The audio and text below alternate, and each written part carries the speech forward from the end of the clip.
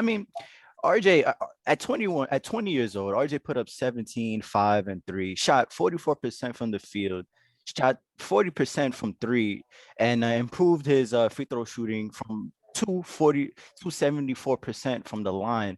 One thing that I'm gonna keep repeating on this podcast is he shot 31% from three from like, at college, right?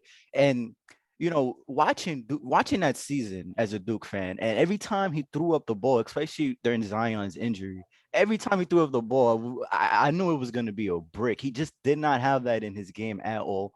The way they even played Duke was like kind of depressing. They just left him open and dared him to shoot at times, Hmm. and it's beautiful to see his improvement. 3-point shooting.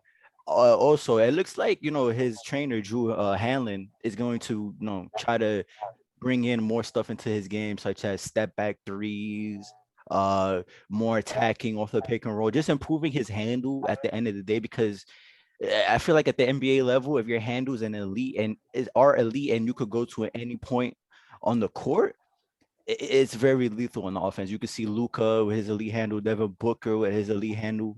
It gets anywhere like on the court, and it's over if you have Yeah. that.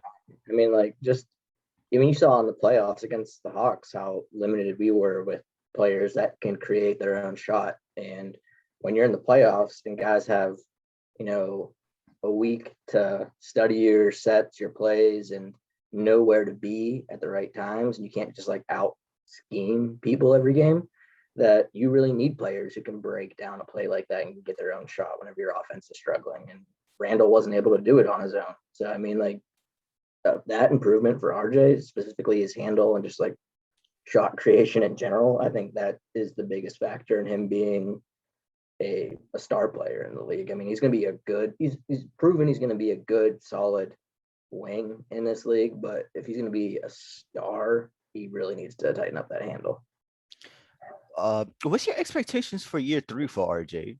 Right, because he pretty big leap defensively and offensively for RJ with the addition of Tibbs.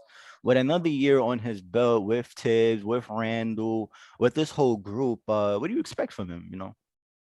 Um, Honestly, I'm not expecting as big of a leap as we saw from year one to year two, because it's just because it was such a huge leap. It was a night and day difference. But I think when we'll know a little bit more whenever we see how the roster shakes up in the offseason.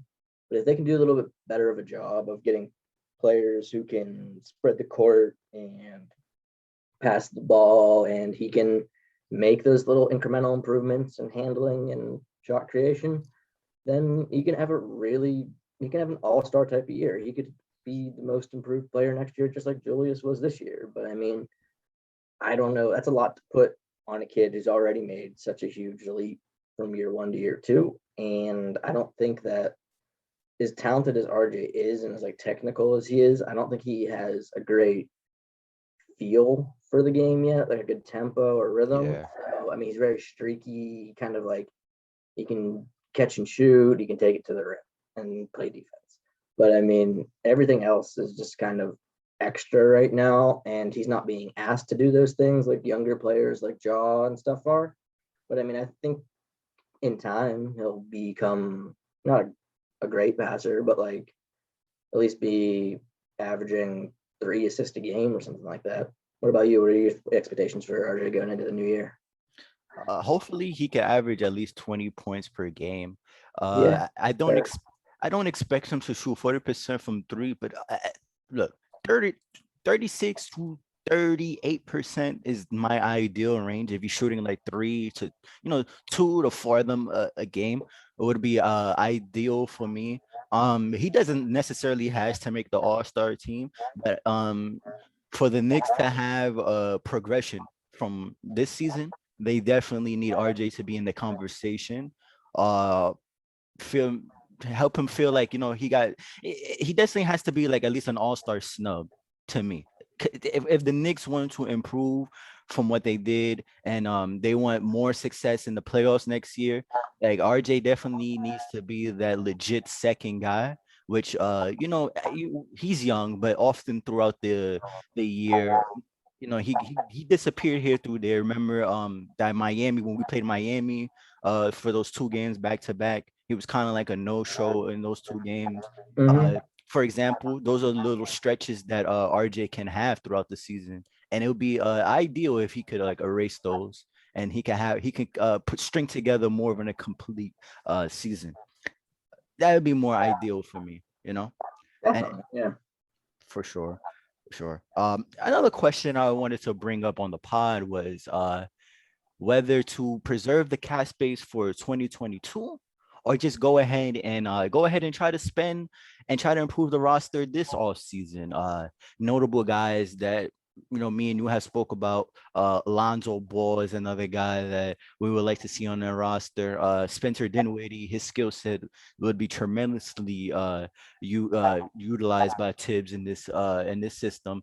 Like, how do you feel about that whole thing? The argument back and forth, build through the draft, just keep trying to improve that way, or spend the big bucks. I mean, right now in this free agent class, there's not any real star players. There's players that can make your team better for sure. I mean, we saw that from this year's past season to the year prior, where I mean, just a few player adjustments, coming in. We didn't really make too many changes to the roster, but with the coaching change and players that actually spaced the court and Randall kind of coming into his own, we saw a big improvement. And I think if you're the Knicks and you can't come up with a legit star this offseason in a trade or, by whatever method, trading up in the draft, whatever like that, that you just have to kind of you can kind of do what they did a few years ago, where you overpay people to come in on short-term deals, but you don't want to tie up your cap space for years to come. Like you said before the pod, the 2022 draft class is pretty deep. 2023 class is even deeper. So, I mean, it's hard because we exceeded all expectations this year and you want to see them build upon that, but you also can't rush it. And you also can't just because you were a fourth seed go out and, you know, sell off all your assets and trying to get players in here. I mean, you don't want to overpay. You don't want to max Norman Powell. You don't want to max John Collins or a player like that. Yeah. You want to save your cap space for a player that can truly make a difference and help Randall in a playoff series. And obviously, like the more help and talent he has around him, the easier things are going to be for him. But I don't really know if I see that guy in this free agent class besides like someone like Lowry or like someone like that. Really know some guys are gonna be free agents this summer, and pretty much it's gonna be a no for most of these guys, right? Because Chris Paul and Kawhi, their future are in question. We don't know. Most likely they're gonna stay looking at how the playoffs are shaping up to this date, right? Conley and Lowry, not really interested unless it's a short-term thing, right? And they could mentor our young guys. Mm-hmm. I'm completely out of DeMar DeRozan, completely out of DeMar DeRozan, completely out of Otto Porter. I don't want anything to do with Oladipo. I'm interested in Dragic, like I said before. Tim Hardaway Jr., no thank you. Schroeder, no thank you. Evan Fournier, maybe. Danny Green, maybe, right? So compared, right? Check this out. Check this out, Nolan. Compared to the 2022 list, right? You have Harden, you got Russ, you got Curry, you got CP, you got Beal, you got Walker, you got Butler, and you got Zach LaVine. uh, Compare the talent, bro, and it's not even no comparison. Uh, as far as uh that list on 2022, I know Levine. I'm very interested in Beal. I'm very interested in. Um, a question that I wanted to ask you was seeing how Booker and Donovan Mitchell, dynamic tools, really dominating these playoffs. Do you feel like Zach LaVine and Beal could do that if they had respective teams? Honestly, especially that Zach LaVine. Do you think Zach LaVine could do what Donovan Mitchell's doing or Devin Booker's doing in the playoff if he had his opportunity? You know what? From someone who, when he first came into the league, I was really, really low on Zach Levine, and I didn't like his game much at all, and he couldn't shoot early on in his career, and this past year specifically, his three ball got so much better Yeah. that I think with like the athleticism he's already had, and now the fact that you have to actually respect him from deep has opened things up a lot for him. And you put him on a team with other talent around him. I don't know if he can quite be like, Donovan Mitchell taking over, scoring, averaging like 40 points a game or anything like that. Yeah, But insane. I mean, he's definitely a player that can make life a lot easier for a player like Julius Randle. Yeah, for sure, for sure. Even like you said, like the big jump that Zach Levine had this season, and he hit a lot of clutch shots, throughout the regular season. Mhm. It's too bad that the Bulls never really got the opportunity to compete like they were supposed to after the Vucevic trade, because I really thought like he could be very exciting in the playoffs. He could put up 20 in a quarter just like that. And I just wanted to ask because that question was ringing through my mind Yeah, after I I mean, I got through think the pod. if you could wait for him in free agency and have him and RJ on your wings attacking downhill with Randall too, I Yeah. mean, that's a lot for a defense to have to stay in front of. And that's my in an ideal world, that's my guy to put on a Knicks jersey. Like I'm not I kind of put in my brain that this Booker Beal thing is just too unrealistic. And I think so at this point. I at mean, this point. there's always subject to change. Like, a star can come out and say he's not happy with X, Y, and Z. Like Yeah. maybe they say they extend Chris Paul for like 5 years, and he's kind of like, that's cool for the next two, but what the fuck for the next three? Like, things can change in a year or two. But right now, I don't see Booker demanding a trade out of the Suns to come here when they're having the playoff success they're having right now. And Bradley Beal, I mean, I don't know if Russ is healthy. How good are they?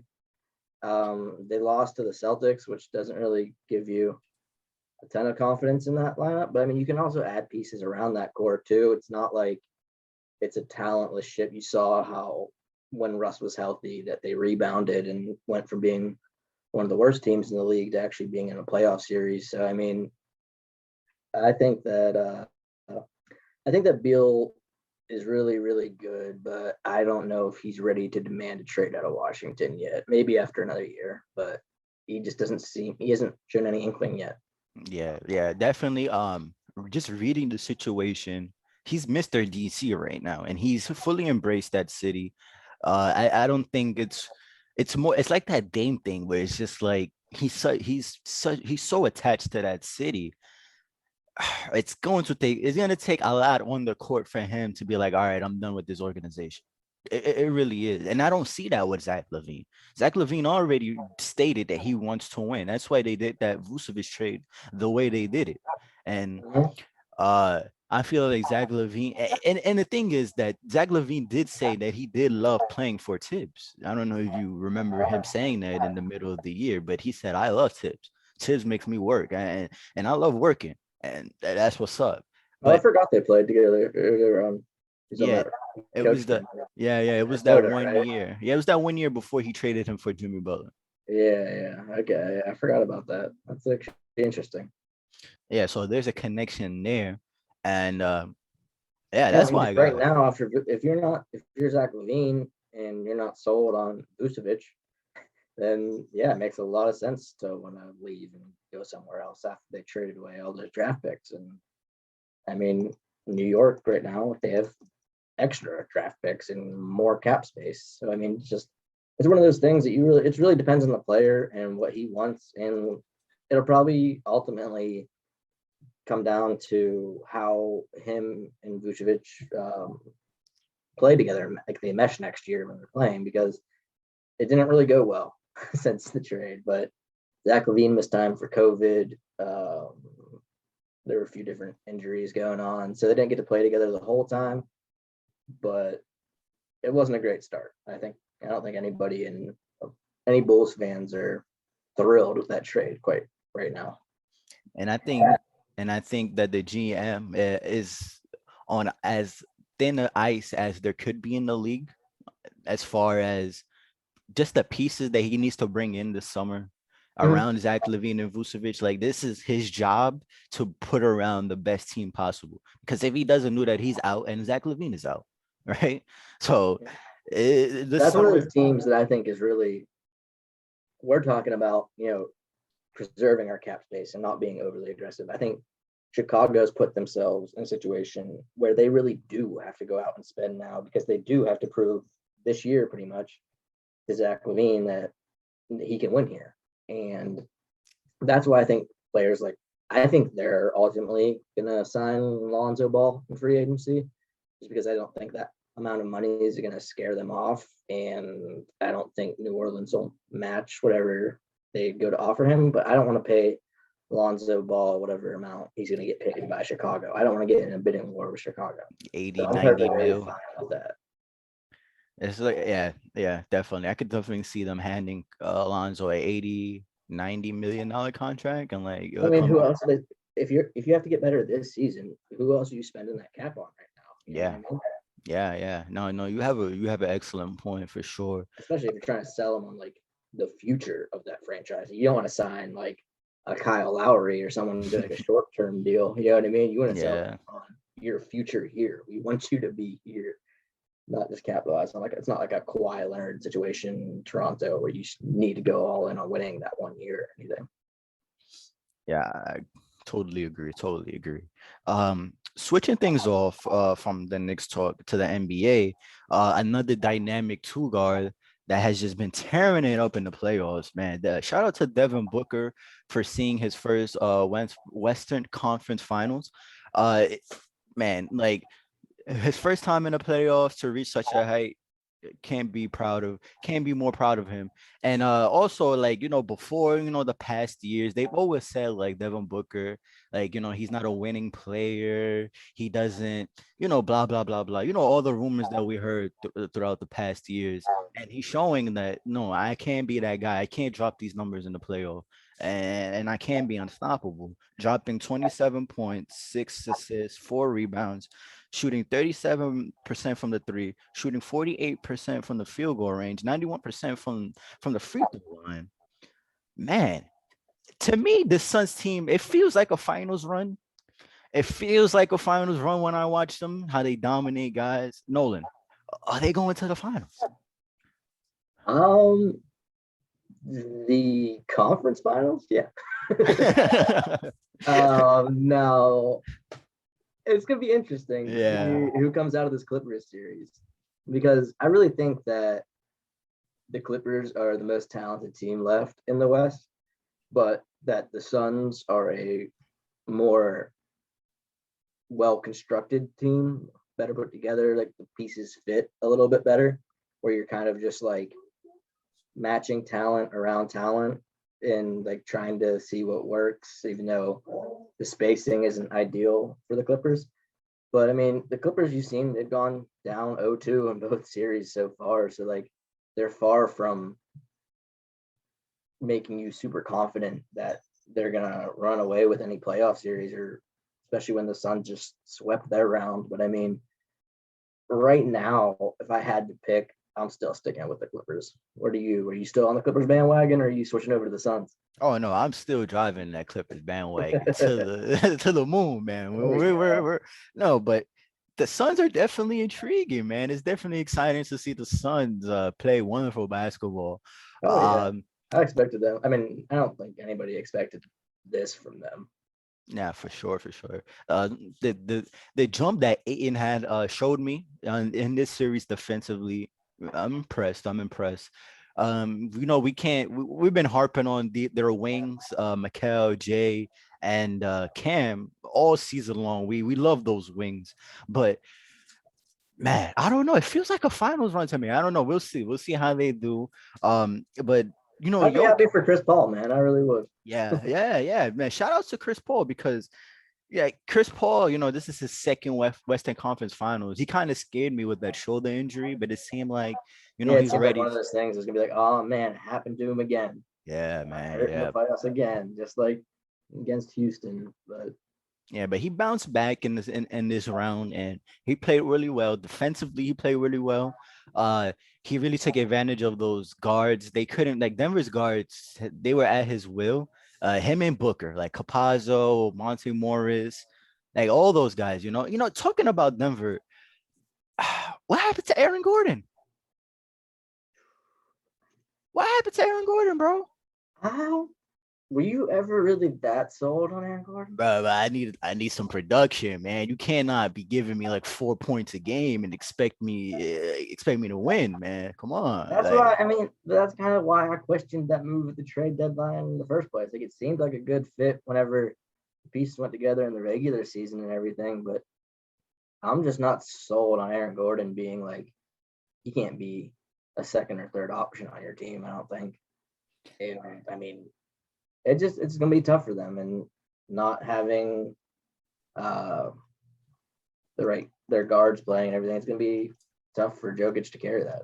yeah, man. Because when you got Gordon giving you basically nothing, you got Porter dealing with a back injury, he's giving you nothing. You got Barton coming back from an ankle injury, which he's been struggling with the whole year. He's gonna give you minimum production. Man, Capazzo's not giving you anything on the offensive end. Yeah, Bro, he's literally like it's Jokic versus them on the offensive team, on the offensive end of the ball. yeah, And Jokic is good. He's the MVP, and he's kept them yeah, in some games. But I mean, shit. it's too much, bro. It's too much. And I wanted to ask you about that ejection. How do you Uh, feel about that ejection, bro? Because a lot of mixed thoughts. I I might be in the minority with this one, but I want to hear what you guys say. I think you have to like if you're a ref, you have to have some context of the fact that it's an elimination game there, and your expectations. Like, I mean, you can't eject the MVP of the league for that call. I thought it was ridiculous. I know that's the way the league's going now, trending toward just like player safety, regardless of intent. But I just didn't think there was enough there. You said you're in the minority, so I'm guessing you think that they should have got there or not? Look, I think this is a bigger issue than it's more about how the game is officiated. I think the game is officiated so soft nowadays. It's nothing like how what I grew up on in the mid 2000s. But Mm-hmm. the thing to me about it is when he winded up, he did hit his face, and the rules are the rules. I understand like the context of like where it was and everything, but look, the rules are the rules, and that's how they've been officiating, the game like this for past 2 years, right? So I feel like just because of the situation, it is what it is. He shouldn't have done that. I think that it's a more of a bigger issue about how the refs officiate the game in general. In general, Definitely, it's yeah. I just mean, too it's a soft, trend. bro. It's not like it's one bad call. Yeah, This yeah. is this is the way that they're ruling these calls now. That I think is the problem. Like I don't, like you said. I mean, it's the way the game is being called now, and you can argue it's for player safety, but when you're in a playoff game, and just traditionally, like the playoffs have always been just like a step up level of intensity on the defensive end, especially that I think you got to give guys some leeway there because I don't think that he had any ill intent on that play at No, all. I think no. he was going for the ball. Yeah, yeah. No, no. He didn't have no intent. Bro, the intent doesn't matter. You did what you did. To me, I don't know. The rules are the rules. I'm not saying it's correct or incorrect, but I'm just saying like the rules are the rules, and he went against the rules. So you gotta get kicked Yeah, out, bro. no, Like you're right. that's just how it is. Like people were like, I'm not saying you, but on Twitter, people were just arguing like the little things. I'm like, bro, the rules are the rules. We need to have a bigger conversation about this. It's not Yeah, about he didn't have intent, bro. We need to have a bigger conversation about this. That's how I felt. yeah. I mean, you can take this one example of it on the big stage and say this is a problem and make it all about this one game, or you like you said, you can look at it in the bigger picture of this is the way that the game is being called now, and do we agree with this being the right interpretation of this rule? Yes, I think yes. that's the biggest distinction people need to make because some people are out there saying no under the rules, like that's not a foul, it's not a tech, blah blah blah. It's like, well, no, under the rules, like you said, this is technically a technical. Like, I mean, that's what the rule is, and that's the way it's written for a reason. But I think that players don't like it. I don't think fans like it, and well, players might like it actually, just because if it's them getting hit in the head, they might be a little friendlier to it. But I mean, I don't know. I don't think it's. I think in an elimination game like that, you gotta, like I said, it's just gotta be some context and like level of like human interpretation in foul calls like that result in such a big change in an elimination game in the playoffs.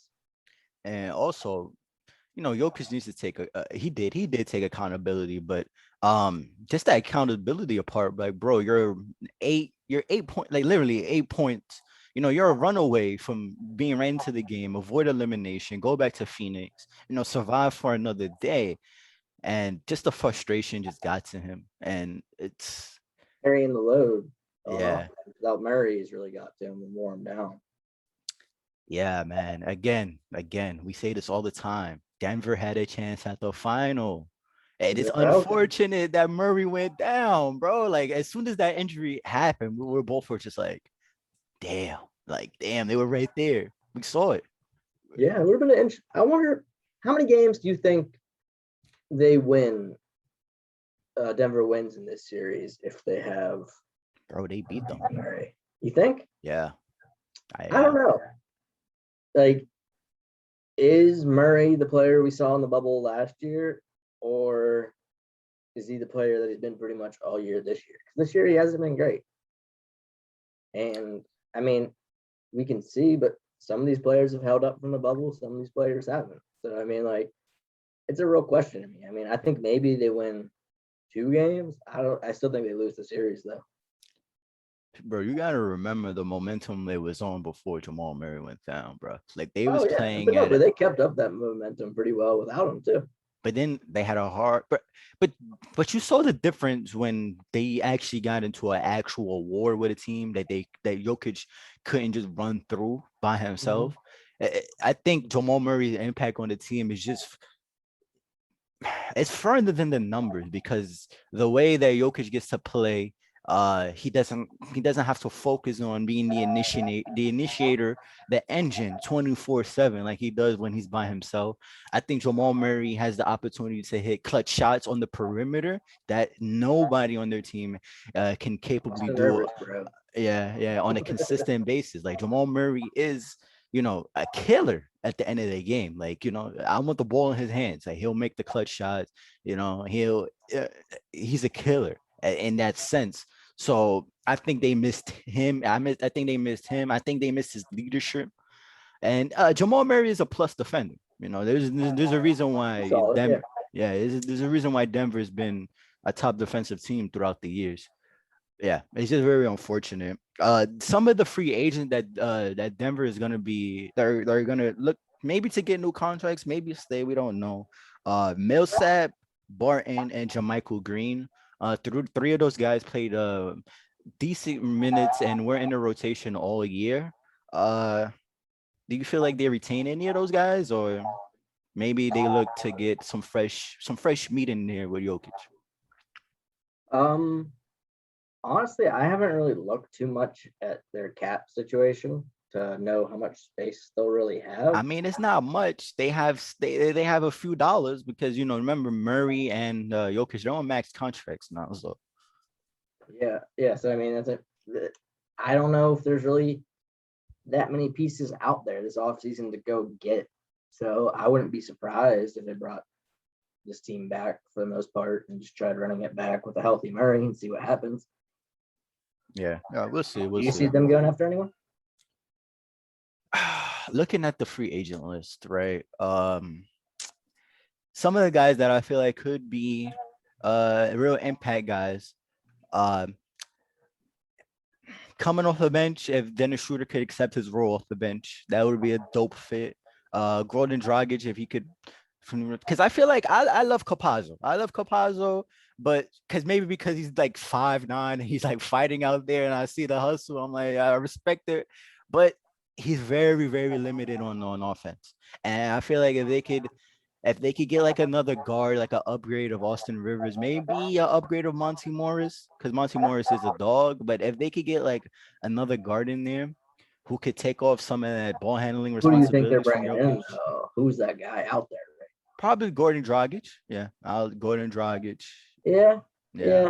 He's older now though. He's like what, like 35, Eh, 30, does it really 8. matter though with that team? Because they're Oh gonna no, he's win not now. playing that minutes or anything, but he's old, man. He's older than I thought he was. I know that. Yeah, yeah, man, for sure. Yeah, I mean, yeah, this free agent class is pretty sorry, bro. So there's not a lot of guys, but with the cap space they got, I would definitely like to see them, short term deal with Gordon Dragic for sure. Um, yeah. Next series I wanted to talk about was the Clippers in Utah, man. Dope series have been amazing to watch. The Clippers even out the series. A guy that's been turning up at home, man. A guy that we threw dirt on in the last pod, but I guess he heard of like the other people do and decided, you know what, we're gonna show the corner three. What's up? Paul George. Paul George has been hooping these last two games, shooting 31, putting up 31 points, 6 assists, 4 rebounds, shooting 47% from the field. And guess and look at this note. He's shooting 50% from three, bro. Like he has been on fire, on target, playing great defense. Man, what's your thoughts, man? What's your thoughts? Yeah, I mean, right now in this series, I was looking at the stats right before this game, and for this series, the Kawhi and PG are both averaging about 27 points. Kawhi's at 7.5 rebounds, PG 13's at 8. Kawhi's at about 4 assists, and PG 13's at 4.3. So I mean, like Yeah. they're both playing phenomenal. But then you look at Donovan Mitchell, and I think he's as averaging 37, 4, and 4.5 assists in the series. Yep. Yep. That's just insane from one guy. And I know when you have Kawhi and PG that they're both asked to do less, so they don't have to put up a monster game like that every game to stay in the series. But I guess I've been impressed with how well Donovan Mitchell has played up to the moment. And while I still think the Clippers are the deeper team and just having two stars like that is ultimately going to be what separates them, that you're seeing that the depth of the Jazz is a little is becoming is an issue for the Clippers who, while they're deep, like I said, I just really don't think the pieces fit all that well together on that roster.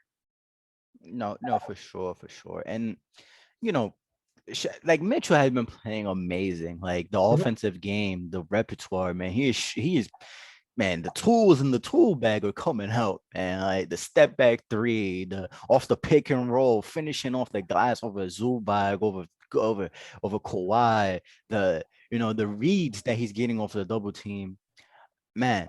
But the thing about Utah, the thing, a golden rule in the NBA that I've always believed is role players play better at home in playoff series, and I 100% agree with that. And you could see that in this series, the combination of uh Ingles and Royce O'Neal and George Niang, they're struggling offensively to find a 3-point shot. Well, that wasn't the case in Salt Lake City.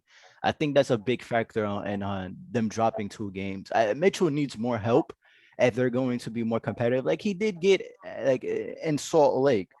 Uh, yeah, man. I mean, Mitchell averaging 37 is amazing, especially like people were saying like Kawhi and PG are probably the best wing defending tandem since Pippen and Jordan. Yeah. And him being able to get whatever, whenever he wants. After Luca was able to get whatever whenever he wanted. Yeah, yeah, man. But shout out to the young guys, man. The league is in great hands, man. This playoffs Yeah. has really shown the young guys and how they just been exploding, exploding. Um, as far as the future of this series, who do you got taking it tonight? Because man, they're back. I mean, tomorrow night, yeah, because they're going back to Salt Lake, and PG has notoriously struggled in Salt Lake. Like I said in the last pod, he's always struggled in Salt Lake. I don't know if it's the crowd. I don't know, but it looks like he's back on fire. Do you expect production from PG to keep throwing through because that is key? Oh, we could Yeah, both agree. I see him keeping it up. I mean, I think it's going to be kind of similar to the Dallas series in that Paul George kind of played well late in that series. Both him and Leonard struggled early on, going down 0-2. It might go 7 games again. It really might. But tonight, I think I'm still going with the Clippers just because my heart tells me that they're still the better team, have the highest ceiling at least. But it's really a close call. What's your call on tonight's game?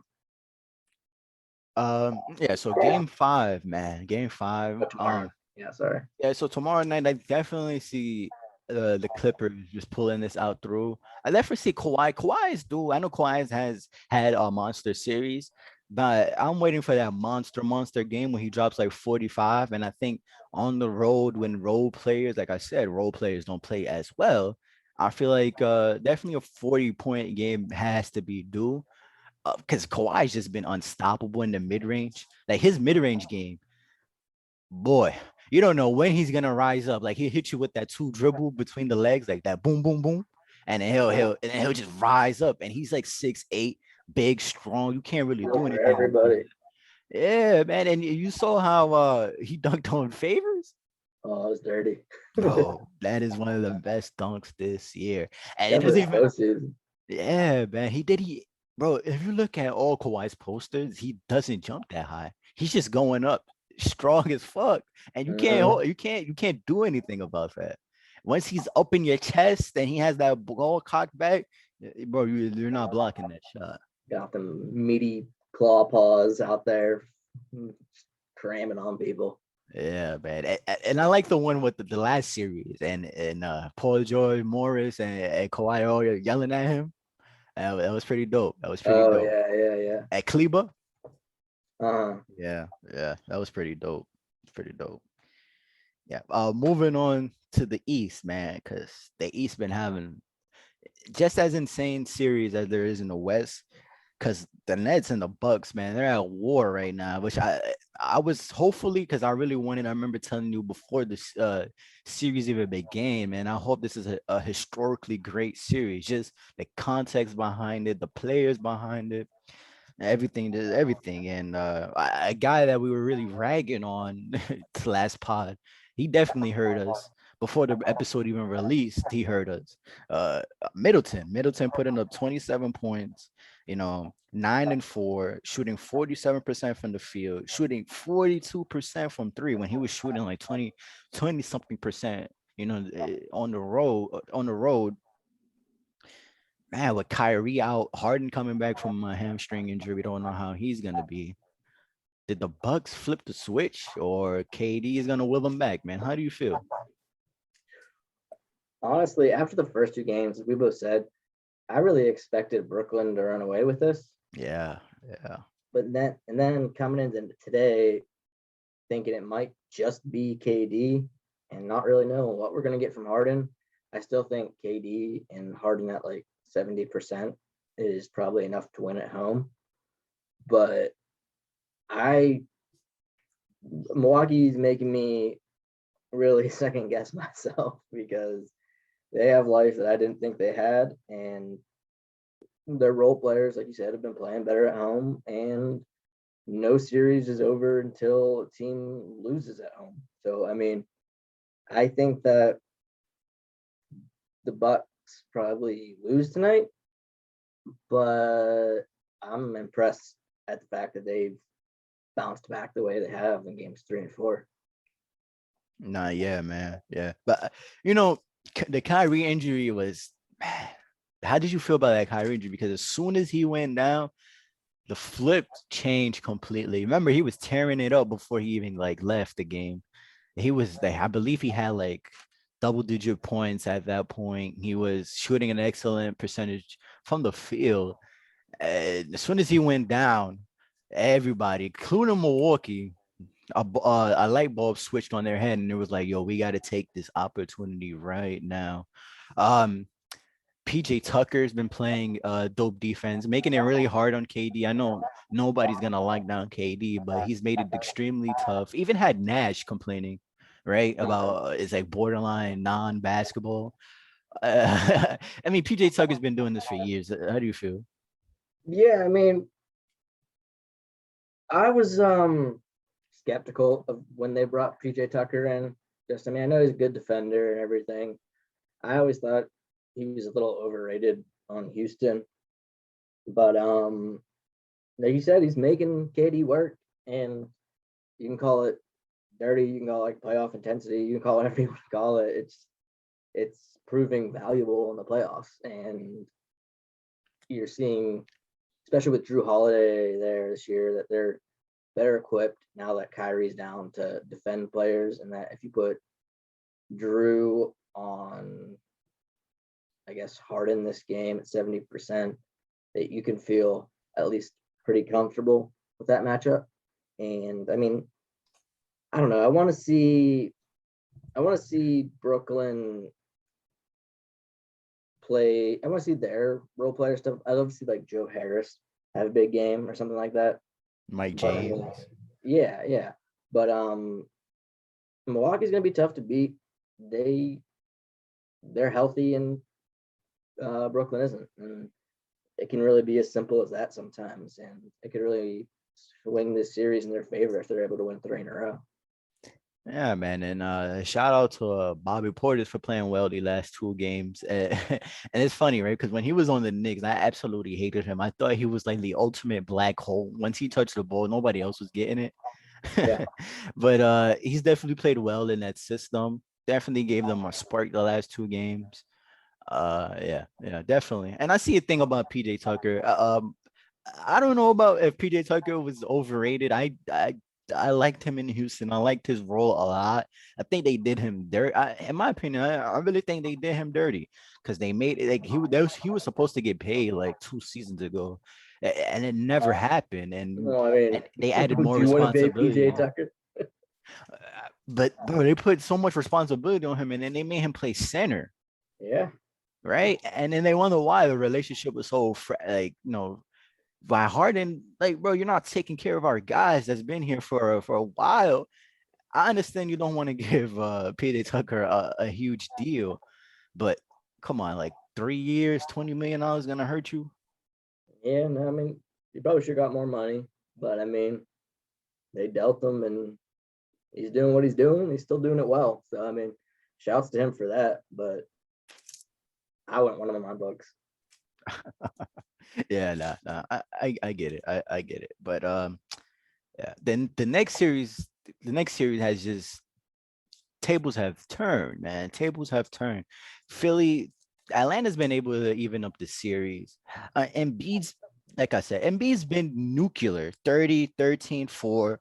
But, in game 4, we saw the knees just give out and he wasn't able to score in the second half. Yeah. Man, Some foul shots. I don't think he made a bucket though. bro, Capella looked like Hakeem in the second half. He looked like, bro, he looked like Yeah. he couldn't get by. He was destroying him. Capella looked so small to him, And except for those last 2 quarters, man. Embiid did something that he hasn't really done a lot of this year that I think was like very telling in terms of his injury, in that he was settling for jump shots and threes rather than getting into the post and just physically like dominating people. Yeah. You could see that he was looking to like kind of just, oh, this is 3-point shot, I can make that shot, I'll put this up because I don't want to be banging in the paint for this entire game. And that's fine when they go in, and he's made a few of them this season, but that second half he went really cold. And that's like, since he's been in the league, I don't think Joel Embiid's had a half of basketball healthy, or at least he's been on the court that he's played that's been as bad as that second half was.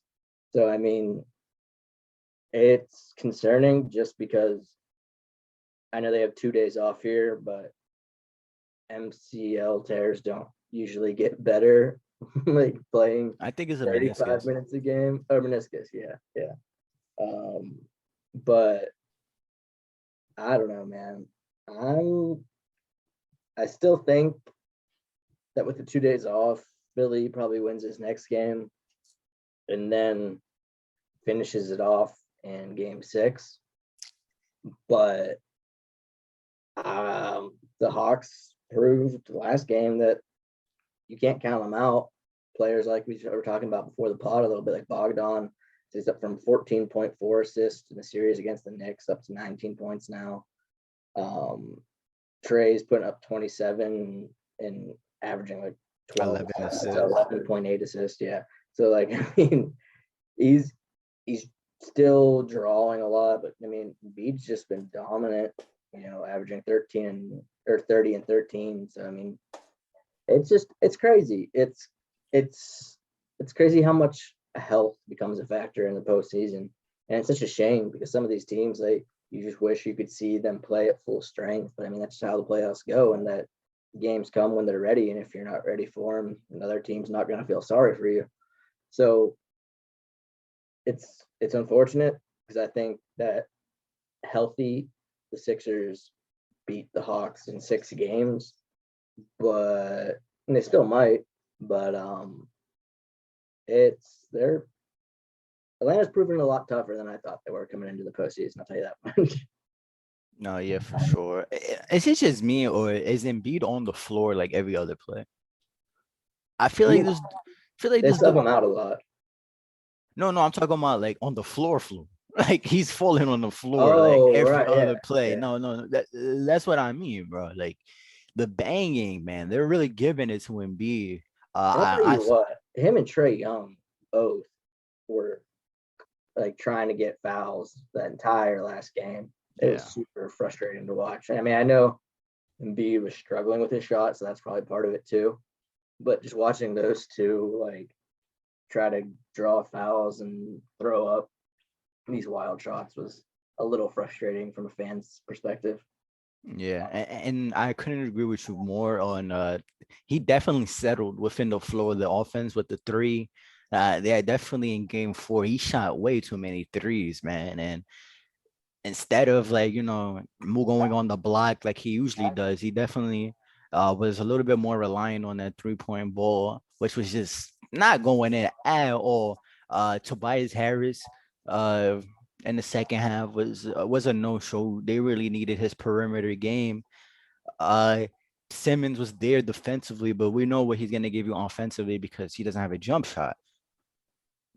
With the we know Thibault, we know Green is out. With Thibault, he's just gonna be there defensively. There's not a lot of guys. Shake Milton was struggled a lot. Yeah, I don't know if Embiid's not going to be 100. If he's gonna play like he did in the second half in game five, that's gonna be problems because I don't trust Tobias Harris. I never was a big fan of Tobias Harris, especially for the contract Yeah. Philly gave him.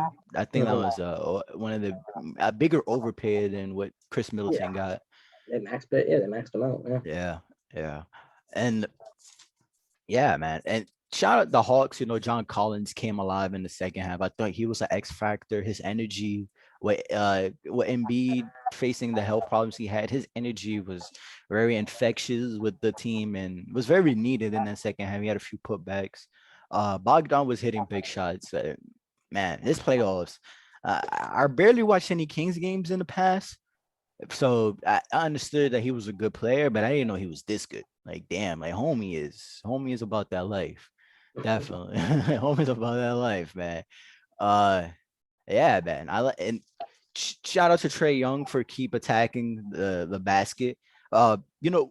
Trey Young's celebration. It's cold in here. The ice tray after he Yeah. shoots. Yeah, that's one of my favorite celebrations in the league. And I've been a fan of Trey Young since Oklahoma, and ever since he got to Atlanta, he's been doing that. I think that's one of the most creative, one of the most dopest things in the league. That ice tray shit. That shit is cool. Yeah, for Yeah. sure, for sure. Yeah, man, it's gonna be interesting. I think the absence of DeAndre Hunter will affect them in the future. I think his versatility, him being able to average 16 to 15 a game and play pretty good one-on-one defense. I don't know, man. I don't know. We'll see. I think he's a big, huge part of their team. But they did have wings like Herder. we spoke about how Herder, Gallo, they've been stepping up as far as well. Uh yeah, I mean, as far as Tobias Harris, how do you feel like, his impact on game 5 will be or should be, because, he's kind of key. I mean, I think if you're getting paid as much as he's getting paid, he has to really step up. But that being said, like being a power forward like that, he's not really. He can make tough shots and he can, post people up, hit threes, but he's not really great at creating his own shot. Simmons doesn't really have a shot to create for. So I mean, a lot of the offensive burden really is still left on Joel.